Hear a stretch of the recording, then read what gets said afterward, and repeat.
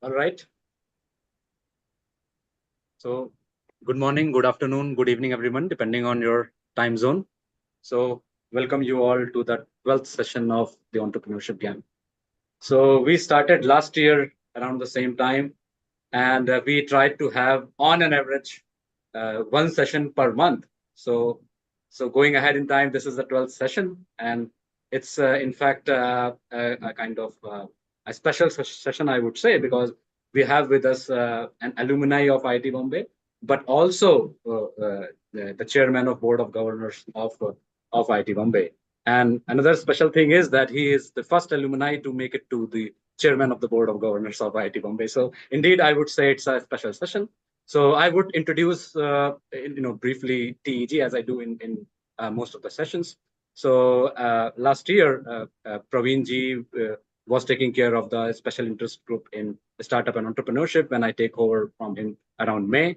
And I came up around this initiative of having talks or workshops or sessions like as we have with us in TEG, so that young entrepreneurs could get some support, or but also we can have a platform where people can discuss, they can share ideas, they can collaborate, they can seek for opportunities, they can look out for help as and when needed. And we have an active WhatsApp group. The link must have been shared with you all, but also a list of mentors which we are now building up, which can mentor future entrepreneurs or budding entrepreneurs, or even students in need, and things like that. So the idea is to have talks and sessions from veterans like Sharad ji, like Kamal Rekhi ji.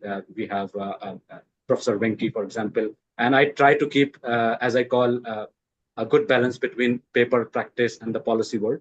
So people from the corporates do come, leaders from the corporates do come, people from academia do come, but also actual entrepreneurs have been in the past who have given their talks. And that's the idea, to keep on these discussions, these synergies, this kind of collaborations going on, and so that it's largely fruitful to everyone. And yeah, we are also planning for a larger in-person event or a hybrid event.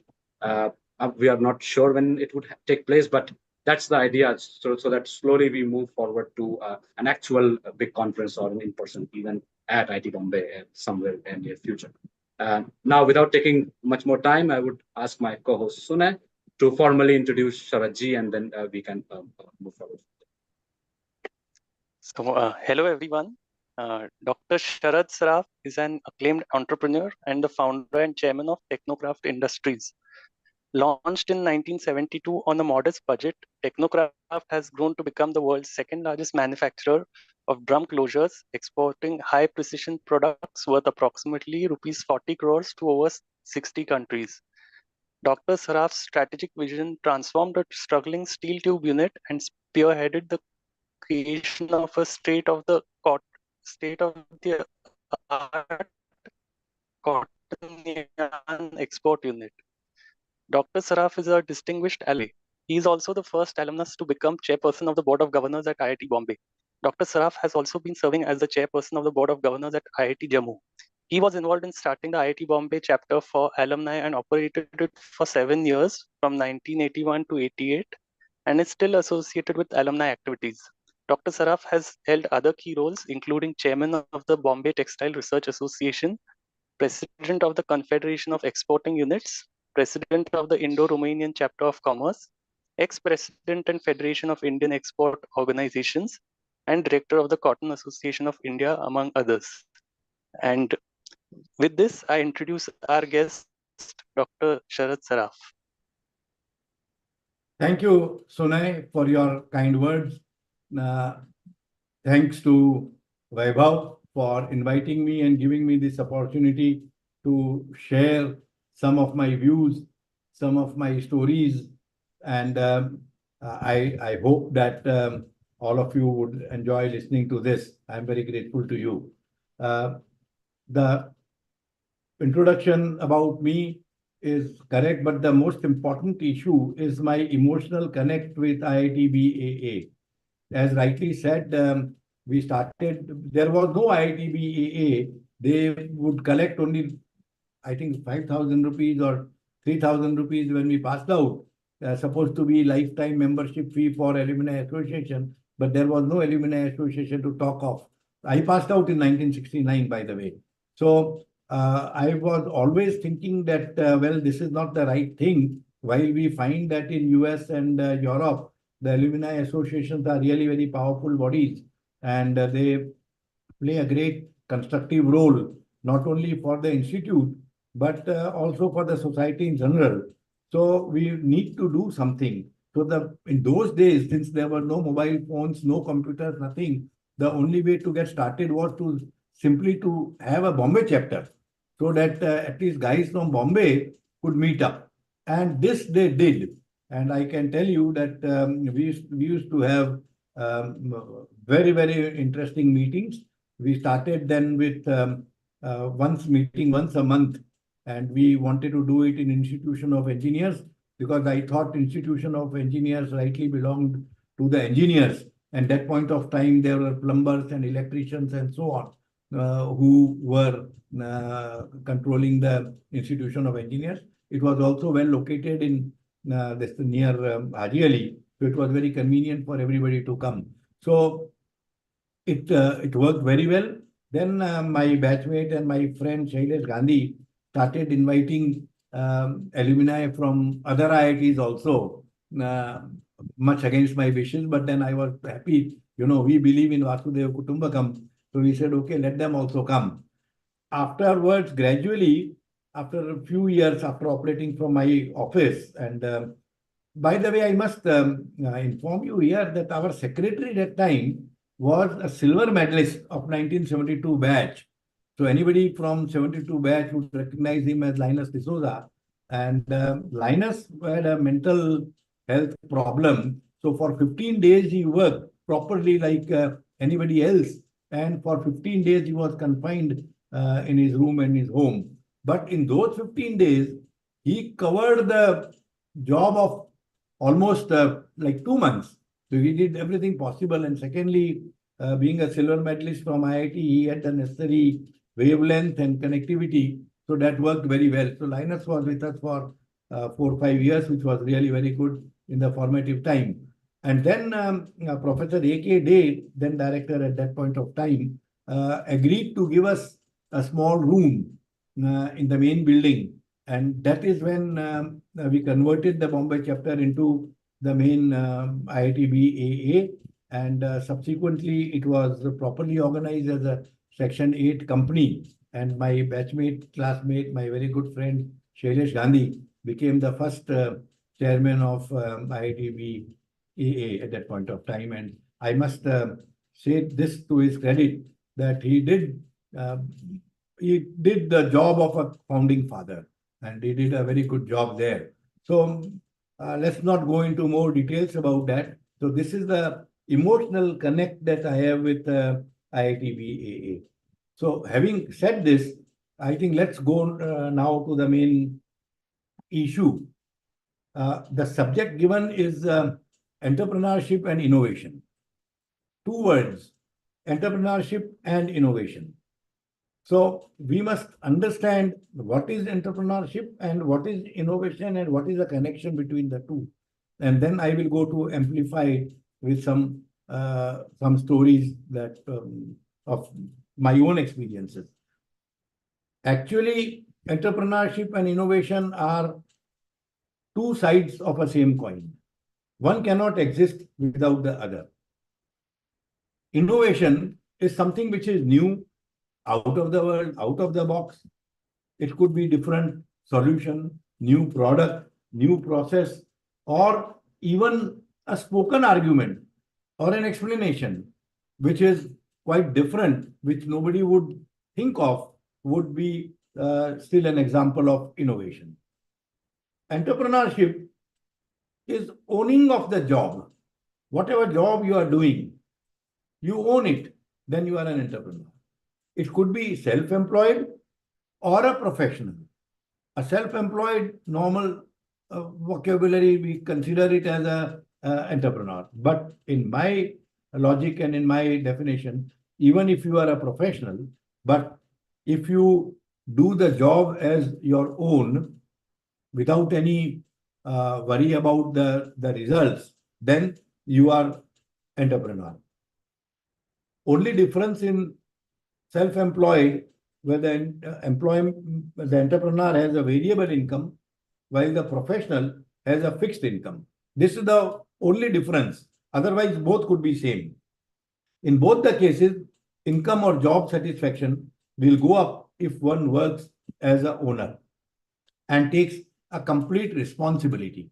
Here I must speak a little bit about taking complete responsibility. For example, if you are going on the road and you see an accident and you say, it's not my responsibility, I didn't do it. Well, you can carry on, walk further as if nothing happened. Alternately, and then all doors, all options are closed. When you say, I am not responsible, the matter ends there. But if you say, I am responsible, I didn't do it, but I am responsible because I am seeing it. So you have several options. You can go see how badly the guy is hurt, what has happened, call an ambulance, or call a police if required. Several options get opened up. This is a very simple example of taking complete responsibility.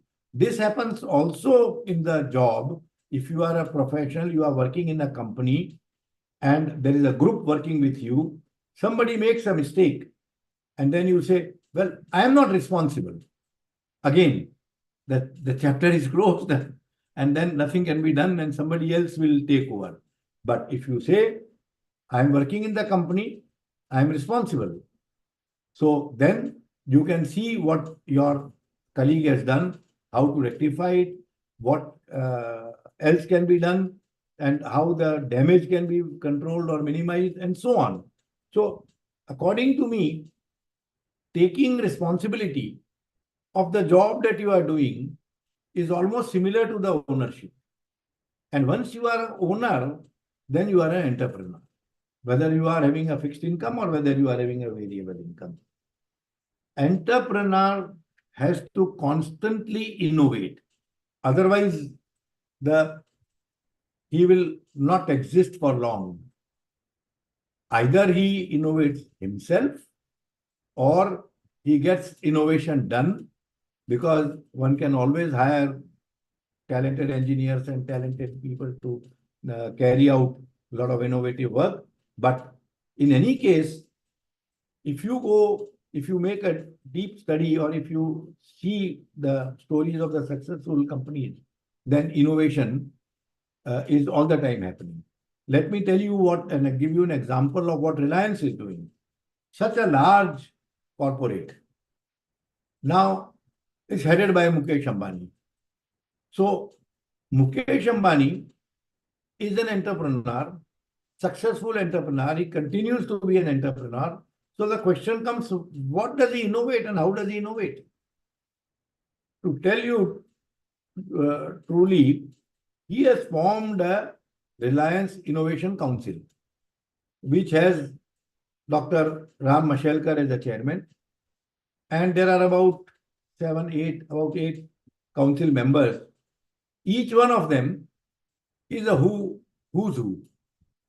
Few of them are Nobel laureates and others are very high technologists.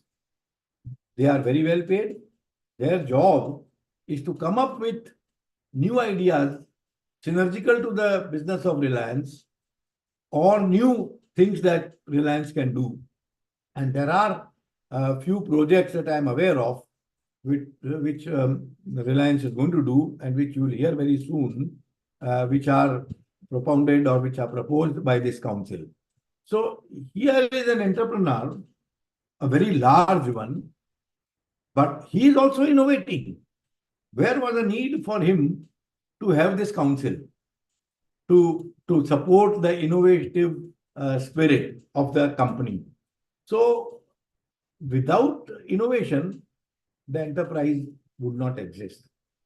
Now, having given you a brief introduction about what is an entrepreneur and what is innovation, and I'm sure all of you, the audience, as I see here, is highly educated, highly learned. So there is no need to go very deep into this aspect, but I will amplify by giving some examples of my own life. So I would not like to go at the time of my time in IIT Bombay, because that is quite similar to the time most of you had. Of course, our times were different. I'm talking of mid 60s, from 64 to 69. And campus was very different at that time. Life was very different at that time. And we didn't have a computer, we didn't have a laptop, we didn't have a mobile phone, we didn't even have a proper computer. So IIT Bombay had a Minsk 2 from Russia, with which we would tinker a little bit in our fourth or fifth year. But beyond that, we never heard of this digital technology or a digital world. But in any case, let me not go into my story during the IIT days, but I would like to share some very interesting issues post IIT. So I always wanted to be an entrepreneur. I always wanted to be my own boss, and that was the purpose of my life. Incidentally, in the third chapter of Gita, Lord Krishna describes two types of lives. One is want-driven life, and the other is purpose-driven life. So you can either have a want-driven life where you want this, you want that, you want more of it, you want double of it, you want the whole world. But then you can also have a purpose-driven life where you are not worried about the results or worried about what you are going to get, but there is a purpose, and you are passionately following that purpose. So my purpose that time was to be a self-employed entrepreneur and try to do something. So I was looking at various options, various opportunities, and but everybody told me that you need experience. So to get experience, I joined a company owned by one of my relative, making electric motors. They had got a license to produce a very modern at that time, electric motor, induction motor, which would weigh about 20% less than the motors of those days. A very compact, very nice, very beautiful motor with under East German license. So I joined them. And one of the conditions of this contract was that they would send some engineer for training in their factory for a period of 6 months. So obviously I was sent there for training. My first halt was in Prague, that time Czechoslovakia, because I was young, 23, 24-year-old guy, and I wanted to see the world. And there are different experiences, but I don't want to burden you with all that. But I will restrict to those where there is innovation and enterprise. So when I was in Prague, I found that the Western goods, particularly cosmetics, food, was not available anywhere. Then I found that there were some shops which were called TUSEC shops, where all these Western goodies were available, but they were off limits for the normal public. You had to pay in TUSECs, which was a kind of a currency for those shops. It was not the currency of Czechoslovakia. I was given by government of India Indian rupees, because Indian rupees in Eastern Europe was a convertible currency. So I could use Indian rupees to convert into Czech money, or into East German mark, or into Hungarian, or whatever. So I used the Indian rupee and bought TUSECs, because as a foreigner, Indian rupee was still a foreign currency. So you could buy TUSECs either in dollars or in rupees. So I got it in rupees. So I got the TUSECs. Now, as I found out, these TUSECs could be sold at least 20-25% premium. So I sold the TUSECs and made my trip of Prague free.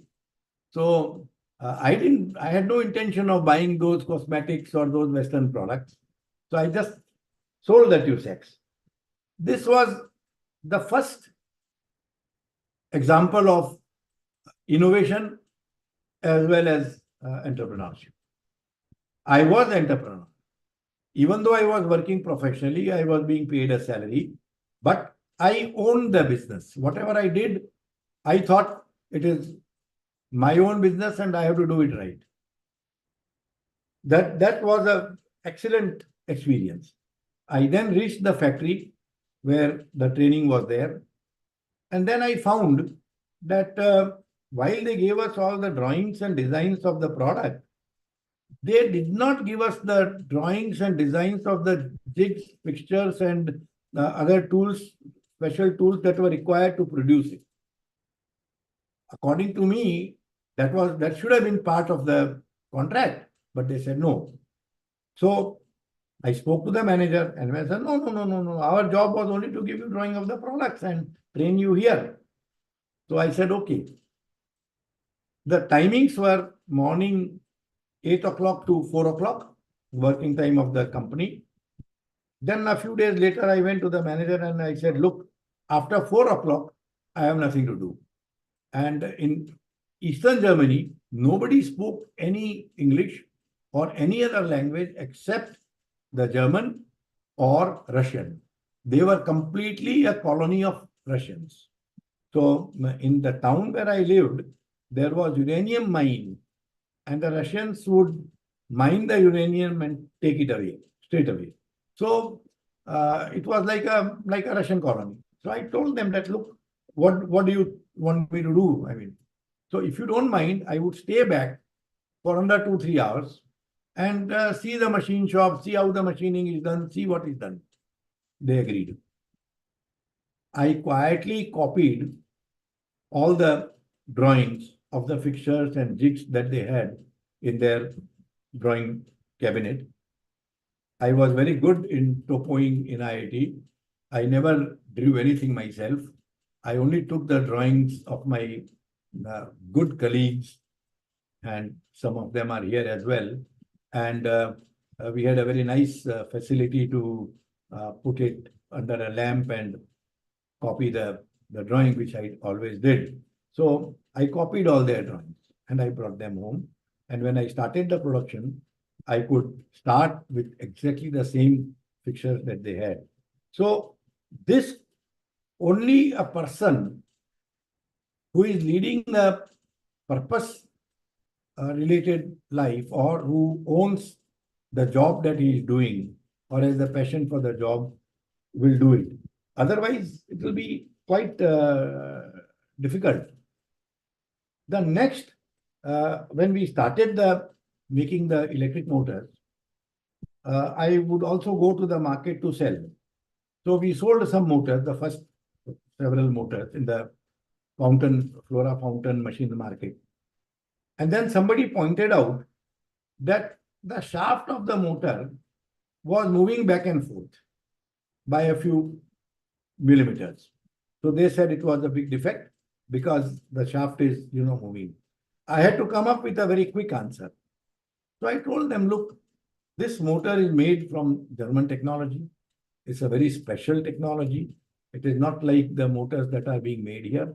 Therefore, the shaft is floating, the shaft is it's self-aligning. So therefore, it has to have that much leeway or a play.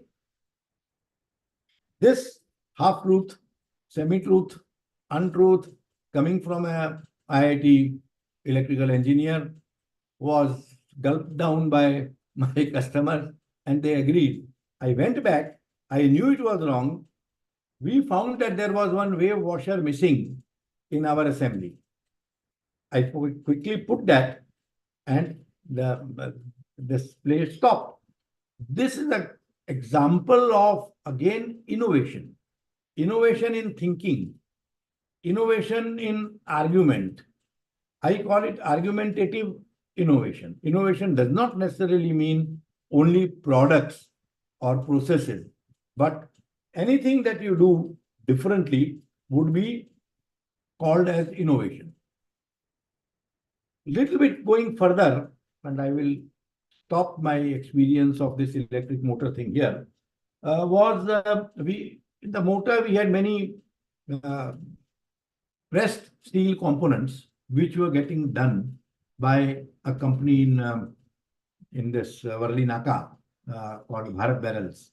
It was part of Prakash Cotton Mills, and it was owned by a very famous person at that time called Mr. Tolar T.R. Jalan, who also owned Filmistan and was kind of a film producer who produced very successful films like Jagruti and some other films which I don't remember now, but a very successful guy, but at the same time, a very furious fellow. I mean, everybody was terribly afraid of going to him. Now, his factory went into, had a labor issue and went to strike. If his factory would stop the production, our production would stop. And then where are we? So I said, somehow I have to find a solution. So I went to him, almost shivering, and I told him, sir, Mr. Jalan, I am a young man, young boy trying to learn a few things in life. And I've started this small business, small motor making business. And now if my production stops because of your stoppage of work, then I am not only jobless, but I'll be bankrupt as well. And, my workers will go away and I don't know what all will happen. Somehow he took fancy for me and he said, okay, take all your tools and get lost. I instantly, without waiting for one more minute, went down. I had a colleague there with me. I asked him to get a vehicle, this commercial vehicle, and I went to their store and got all our tools out, dumped them in the vehicle somehow, and started getting out at the gate. The workers stopped and they said, where the hell are you going? So I told the driver, just press hard on the accelerator and I will face the music. I will do whatever it takes. Don't worry. You are not responsible if anything happens. I am responsible. And we got out. Our production continued. Now, you see, this again is an example of you doing things only if you feel that you own it and you are the part of it. So there were quite a few such stories which proved that as far as I worked only as a owner. I never worked just because I was being paid, I think, 1,000 or 1,500 rupees at that point of time, which was neither big money nor small money. So I was always thinking. Then, while looking at products, we came across a fantastic product which we never knew was fantastic. One of my relative was producing zinc die-cast plugs for steel drums. So if you see a 200-liter barrel, there is a larger opening and there is a smaller opening, crude opening, like a bottle cap. So he was making those caps by pressure die casting, zinc pressure die casting. But he could not sell those caps because he did not have the bottom part, which is called the flange. And without the bottom part, the drum producers, the barrel producers did not buy his top. So he showed me that flange and said, look, if you make this, then we sell it as a set and you will be in business and my business will continue and will be a good, good cooperation between us. I looked at the product and I said, what is this? This is a sheet steel product, pressed, hammered, machined, some screws, threading was done, and so on. So it's nothing big deal in it. I never knew, I never did market study. I never went out to search for technology. I feel if you want to learn swimming, the best way is to jump in the pool, irrespective of how deep it is. 99.9% you will not drown, but you will start shaking your legs and hands and everything in all directions, and you'll come. So that was the theory I had even at that point of time. So I said, okay. He was my uncle, so I said, uncle, not a big deal, I'll do it. Fortunately, my brother, who is a 70 batch IIT Bombay mechanical engineer, and a first-class engineer at that, a better engineer than me, or I would say one of the best engineering brains that we could have, except that he's not gone, or we've not gone for getting any awards and medals and all this, or making noise about it. But we were together, and when we started making, within about 6-8 months' time, we were almost bankrupt. We had no money to go further, and it was a major problem now. How do we do it? So we worked, both of us worked day and night, and we knew that there has to be a catch somewhere. It is like a puzzle, and there has to be something somewhere. So we started working both on paper as well as physically, and checked out, and then we managed to break the code.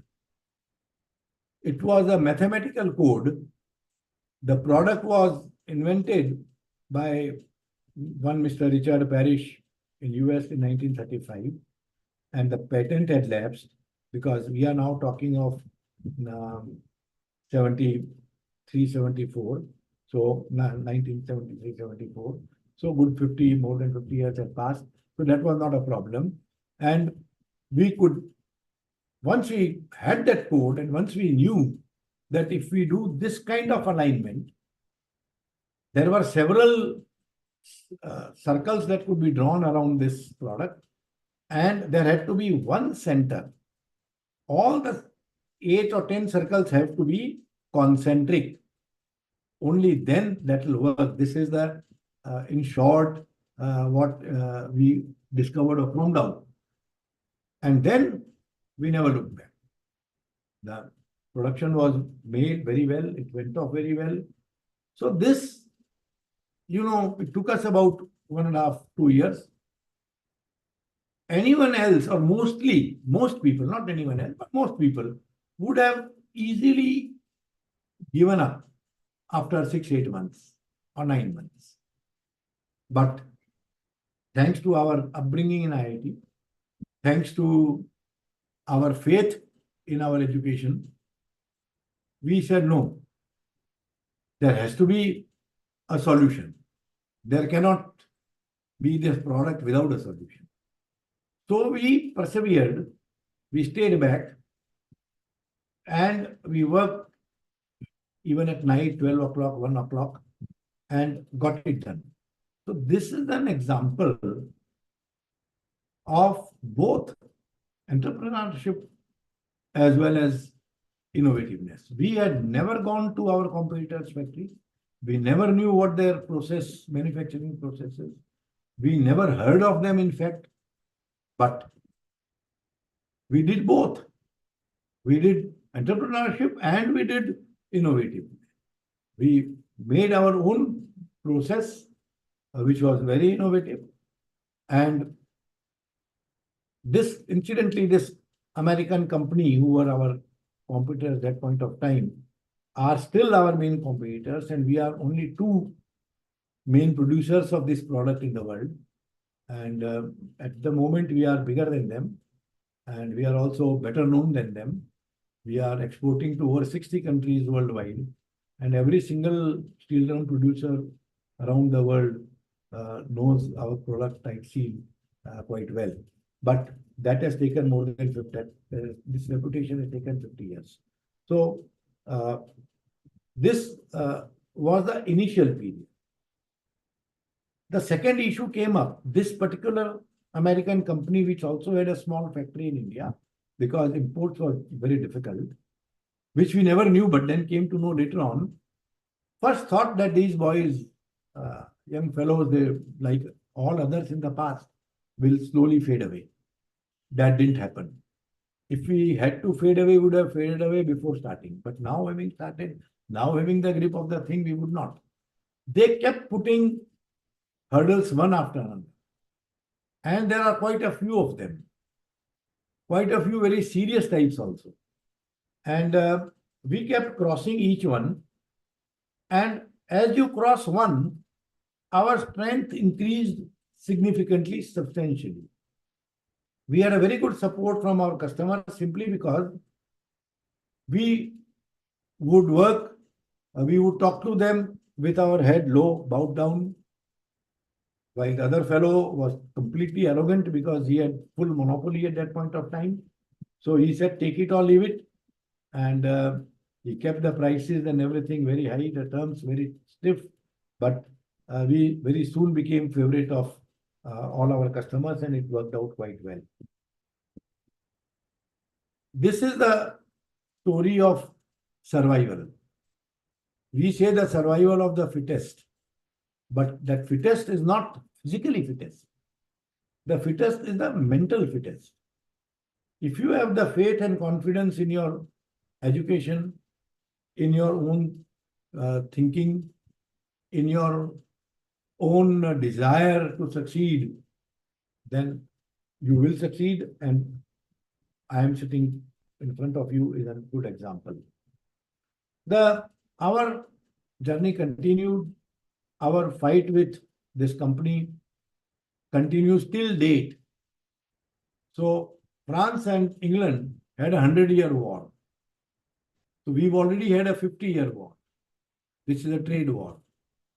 But still it's a war because they want us dead, and which is not going to happen so easily.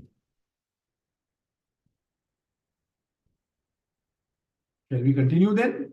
Yeah, please continue. Yeah. So thank you. So this fight continues. Let me give you some very interesting example of this kind of fight that we've gone through. One of the most recent example about 7-8 years back was these fellows, and they are also in Europe. They are worldwide. They are very big, multi-billion-dollar company, and we are only few $1 million company. But still, we keep our head high. They put a ring on the plug and said, now this is a different product, and got it patented. So I filed a case against them in the Hague, Holland, in the case where the patents are, where objection to the patents can be done. And I went and attended the hearing. I knew that we had very little chance of winning because they had this separate ring. And we had no intention of putting that ring because that ring brings down the quality. And it is not a very positive or right thing to do. So the judge said this is a separate element, and he granted the patent. The patent was granted. After few months, they filed a case against us for breach of patent, that very patent, in Düsseldorf court, Germany, saying that because if the plug has the threads, and the top thread, the first thread, serves like a ring. That argument I gave at Hague, and that argument they rejected. They said, no, ring is different from the thread. Thread is something which continues spirally around the body, while ring is annular. So there is no start, no finish of the ring, while thread has a start and a finish. So here they said ulta, the other way around. So we produced the transcript from the court, and we gave them several other evidences and so on, and that case went on. But to be on the safe side, we had engaged the most powerful lawyer, IP lawyer in Germany. He was also in Düsseldorf. And as per his advice, we filed an appeal for annulment of their patent, which means the patent case that we had lost, We now wanted that patent to be declared null and void. And this case was filed in Munich. Munich is the headquarters and the ultimate Supreme Court of all the patents.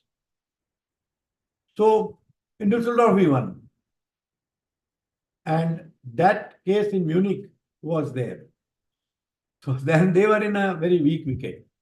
And then the hearing was there in Munich.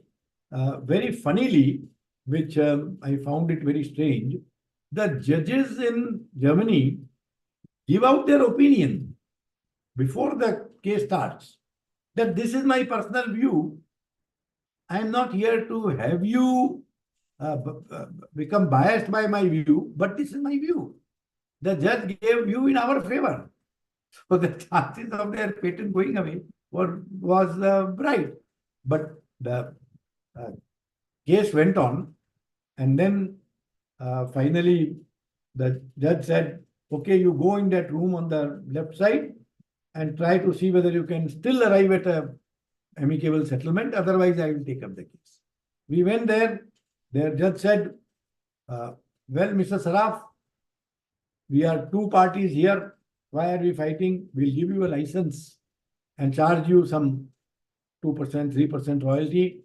And we'll see to it that nobody else comes in. Our intention is to stop anybody else from producing this product.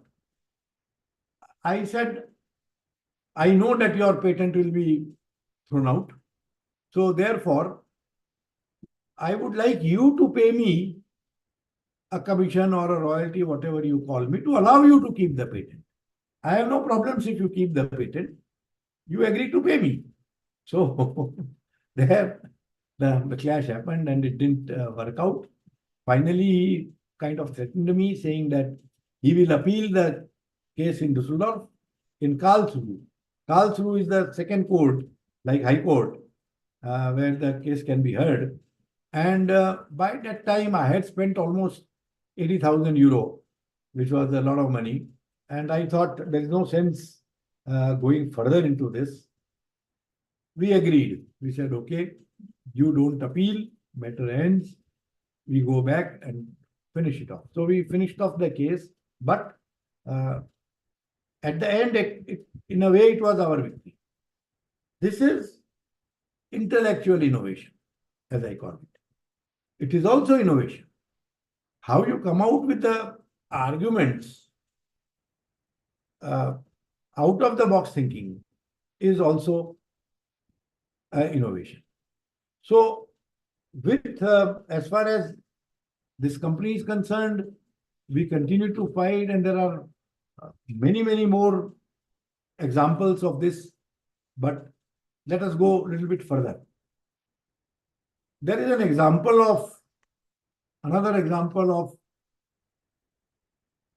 intellectual innovation. We used to import hot rolled coils from Hungary. Hungary was, we used to import a lot of steel from Hungary at that point of time. This was somewhere in mid-90s or early 90s. So the Hungarian steel was not the best quality in terms of finish and in terms of accuracies and so on, but it was the cheapest. So our aim was to buy the cheapest. So we used to buy steel from Hungary, and the edges of the steel were not clean. The edges were, a little bit disturbed, and they were not like a plain, clean edge, which normally one would expect. Since this stock lot was available, I got it declared as a second choice because it was not so clean edges and so on, and got the steel. Coincidentally, on the same ship, Gujarat Steel Tube, that time a very large company out of Ahmedabad, also imported from Hungary, and they had declared their hot rolled coil from the same party as prime. Their material got cleared and they went away. My goods were held up. My steel consignment was held up, and they said, look, this is not correct. I told them that, look, this is the steel not exactly as per the tolerances of the standard specifications. Even in appearance, it is not like that. It is correctly built as second choice steel. They wouldn't agree. So I went to the metallurgy department of IIT and gave them all the documents and gave them the sample of the steel. And I told them, would you call this as a prime steel? So I don't remember who was the professor at that time in metallurgy department, but he went through, he checked with all his instrumentation and so on in the laboratory and said, no, this is not, cannot be treated as a prime steel because it is way off the tolerances.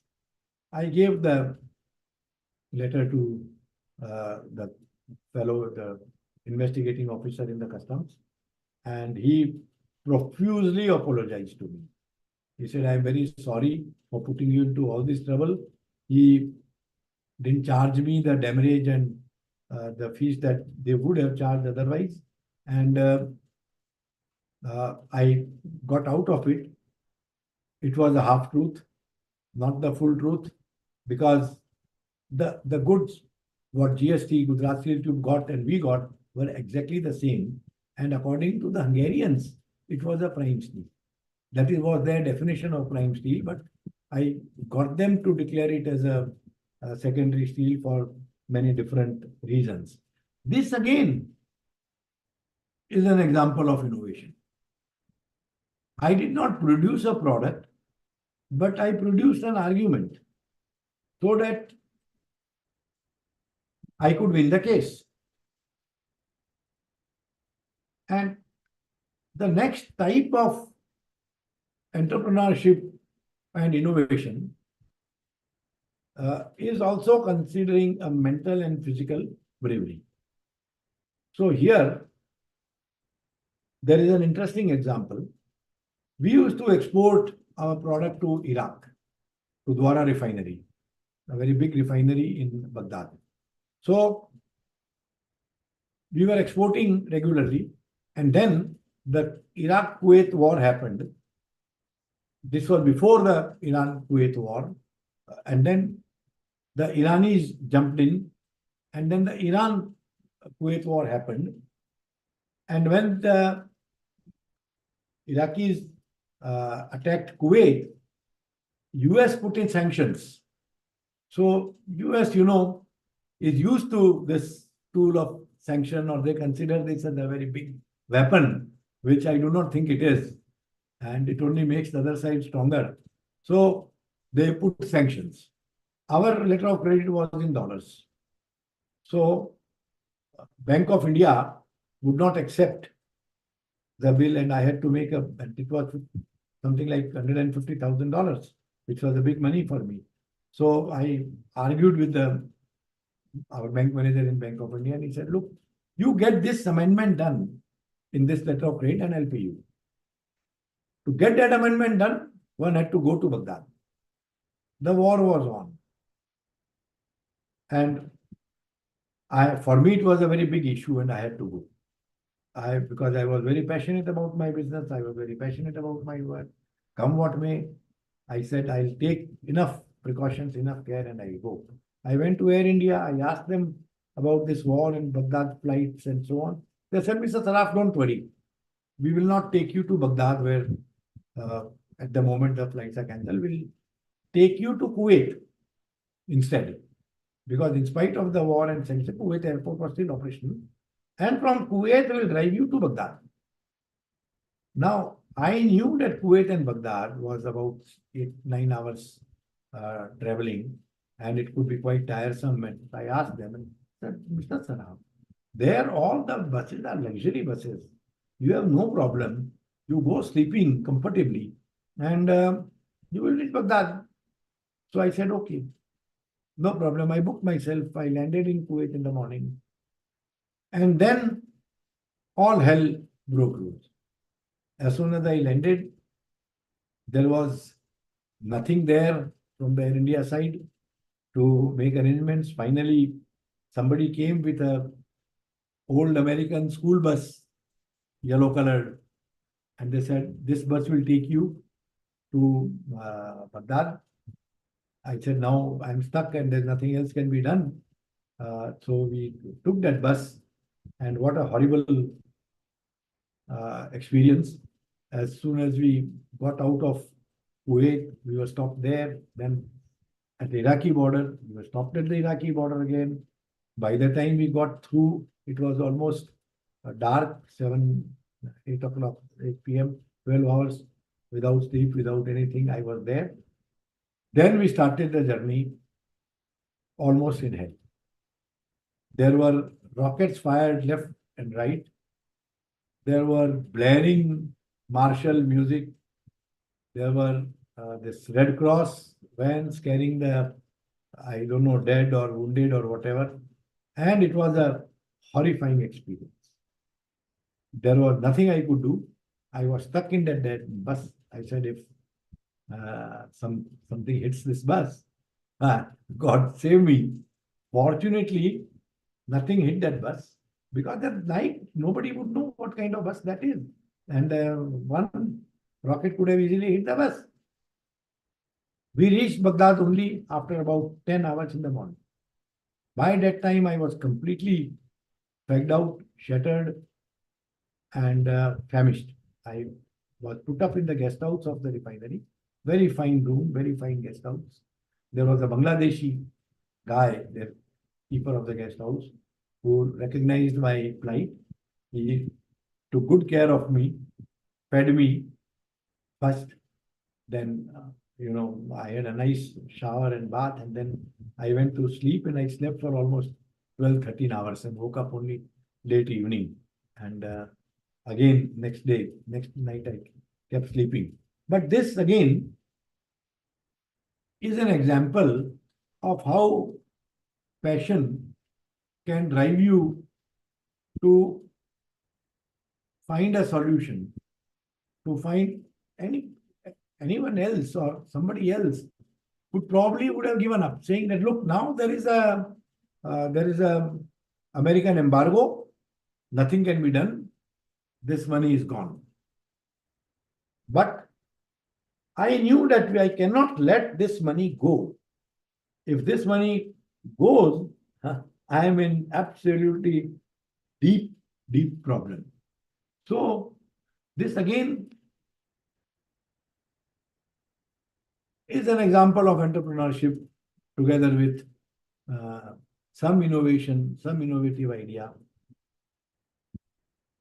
In the meanwhile, we were continuously innovating our product and our process. Year on year, we reduce staff, or we keep staff the same, but we increase our production.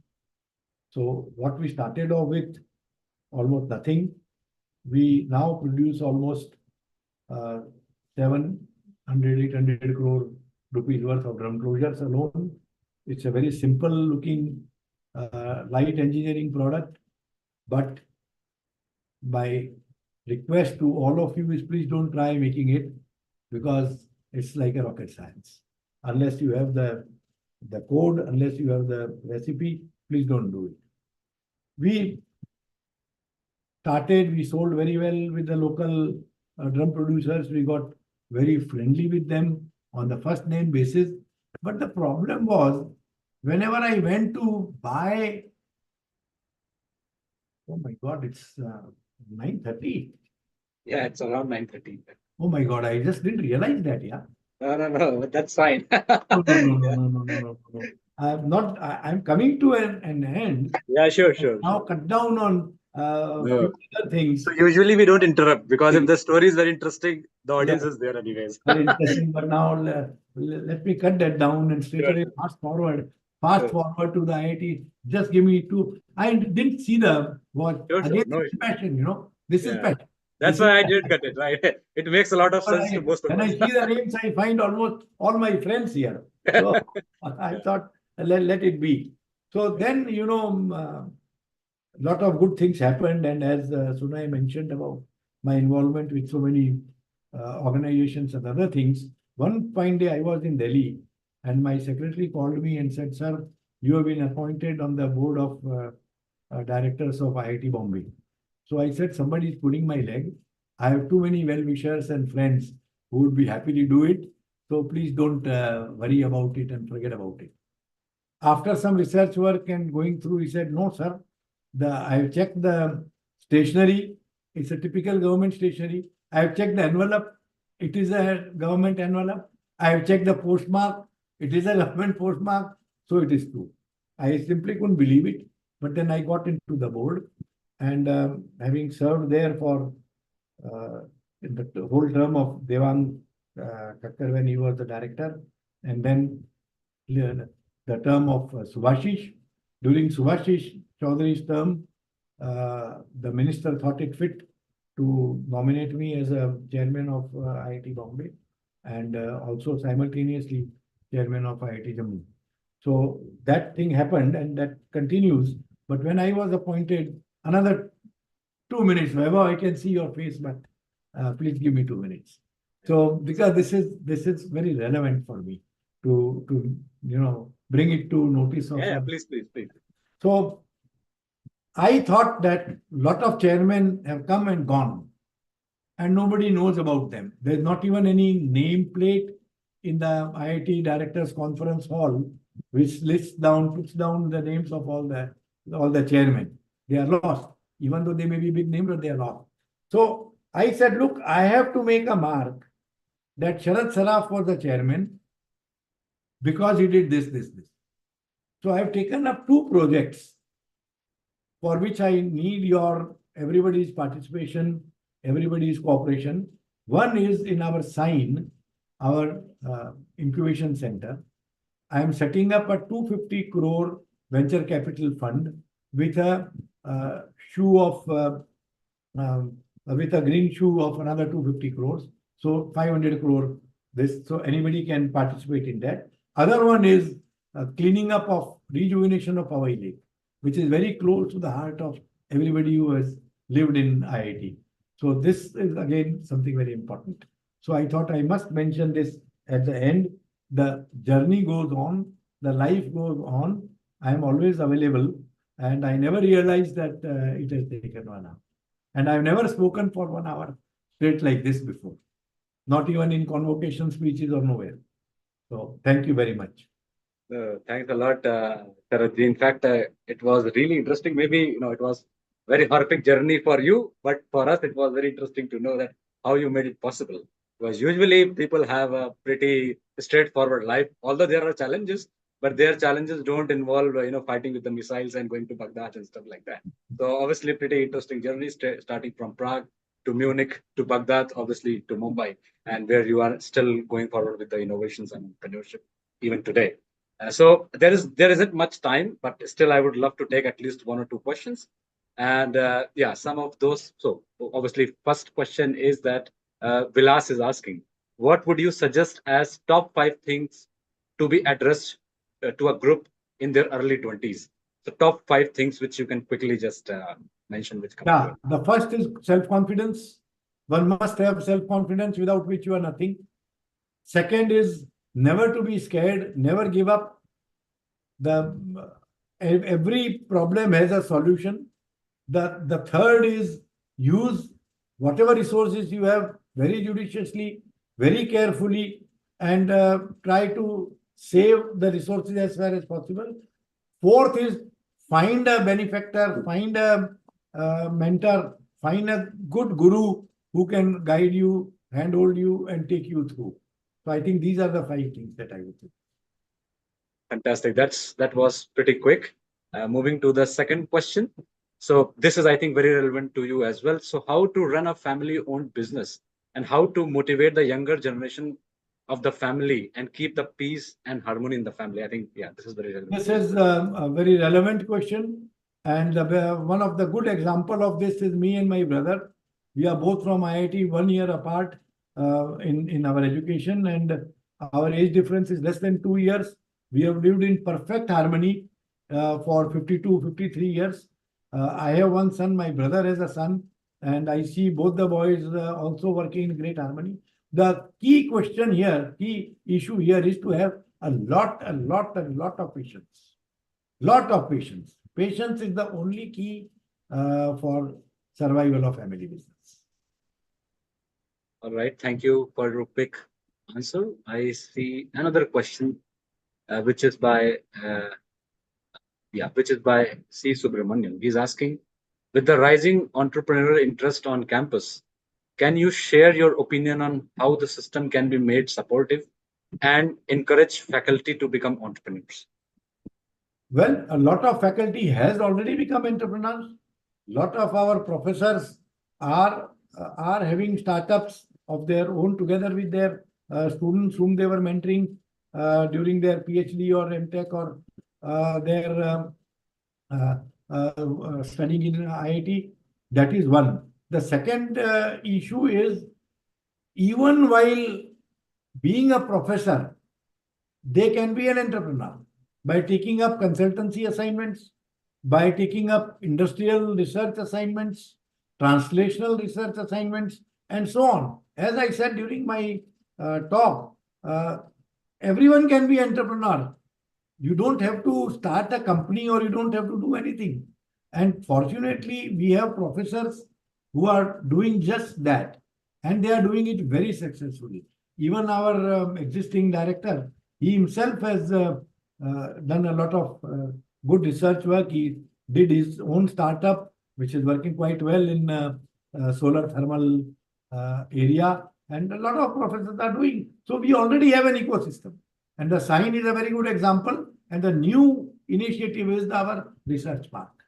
Now, let me not take too much time on research park, but anybody who's interested, I'll be too happy to fill up on research park. Yeah, maybe if you are interested, you can just Google ITB Research Park, and there's plenty of information. That also you can do, and I can also help. Yeah. Okay, so the last question which I see is from Kranti, and the question is, apart from innovation, what other critical factors are needed for successful entrepreneurship? I see that you partly answered while your speech, but yeah, maybe you can. Yeah, no. One critical issue here, which I didn't mention at all, is financial management, financial discipline.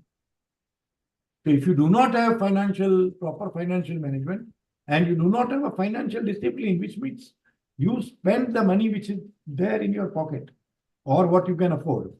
But I find people go overboard. When they earn, they splurge. And when the bad times come, they go belly up. So we don't want to have a situation like that. So apart from innovation, the next thing is the finance. All right. Thanks a lot. I don't see any more questions. And I think everybody is already quite happy with the session.